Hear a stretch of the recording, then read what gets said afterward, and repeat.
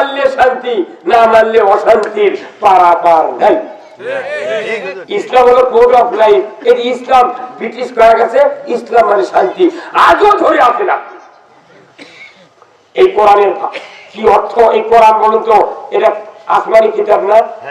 তাহলে এই কিতাবের আগে 103টা কিতাব এই পৃথিবীতে আছে, শহীদরা সব 103টা। এই কিতাব ছাড়া জাবুর, ইনজিল, তাওরাত, আর 4 নাকি শেষ নাম্বার হলো কোরআন। কোরআন বাদে 103 খানা কোরআন ধরে। এই কোরআন যখন পৃথিবীতে আছে, আসমানি কিতাব 103 খানায় মানসুখ। আল্লাহ কাছে কোরআন আসার পর ওইগুলির প্রতি ঈমান আনবে, কিন্তু ওর আয়াতের একটা অক্ষর আমল করার সুযোগ কি কথা বলেগা। কোরআন নাযিলের পর আল্লাহ নবী কোরআন দিয়ে 10টা বছর মদিনার রাষ্ট্র চালালেন, কথা ঠিক কিনা? আমার ফিরে হলো, এখনো নবীর পক্ষে নাই। আপনি শুধু খাতে বসে আপনি জোরে বলেন না ঠিক? আপনি আগের মতো ভাত দিলেন কাপে। নবী কোরআন আসার পর 10টি বছর 12.5 লক্ষ বর্গমাইল মদিনা শাসন করছেন, কথা ঠিক কিনা? কোরআন আছে ওই আসমানি শরীফে কিতাবের কর্মকাণ্ড পৃথিবীতে হতে দেওয়া হয় নাই।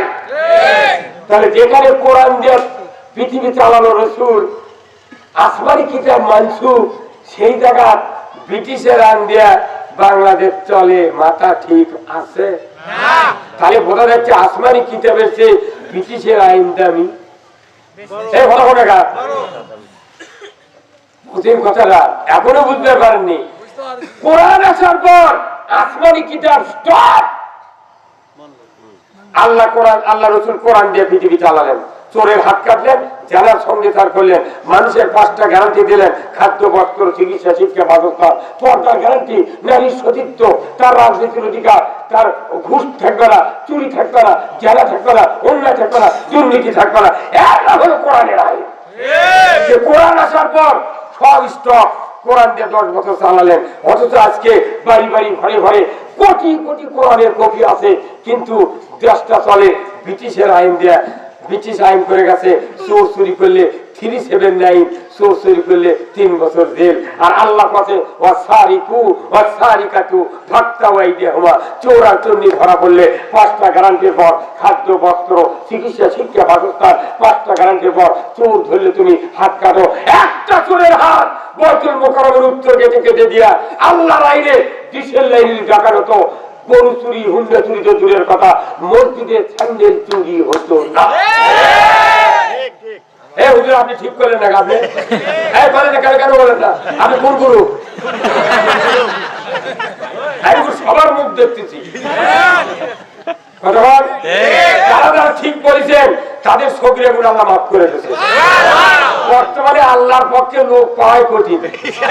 এই সময় যে ব্যাঙ্গেল লাগায় ঠিক কথা, আপনার গুনাহ মাফ কিয়ামতের দিন কোটি কোটি বছর কবর থাকতে হবে। আল্লাহ রসুল বলবেন, হে আল্লাহ, আমার উম্মতেরা বিল্ডিং এর খোয়ার কাজ করেছে, তারা পারেনি ইসলাম কায়েম করতে, কিন্তু ইসলাম বিজয় করার চিন্তা করেছিল, ঘোষণা দিয়েছিল। অতএব এই খোয়া ছাড়া আমি জান্নাতে যাব না। এই সবাই বলেন ঠিক, আরো বলে ঠিক। জবান আছে রে পাগল, এগুলো বলতে ছাড়া ওই গতানুগতিক ওই লাউ ঘাটি শুনে লাভ হবে না। যে কর্তৃপক্ষ এই কথাগুলো শোনার সুযোগ দিচ্ছেন, এই কর্তৃপক্ষ আগে জান্নাতে যাবে। জোরে বলেন মারহাবা। আমার ভাইয়েরা, আমি বলতেছিলাম